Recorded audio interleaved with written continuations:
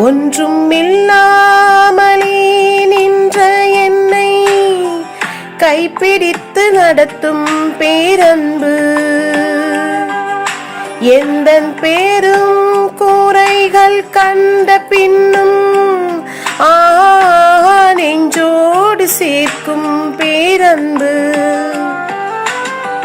ஒன்றும் இல்லாமலே நின்ற என்னை கைப்பிடித்து நடத்தும் பேரன்பு, எந்தன் பேரும் கூரைகள் கண்ட பின்னும் நெஞ்சோடு சேர்க்கும் பேரன்பு. இந்த நல்ல தெய்வத்துக்கு நான்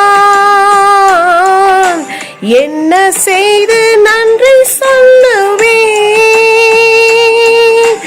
எந்த நற்ப ஜீவியத்தை நான் உந்தன் முன்னே சமர்ப்பிக்கலாம்.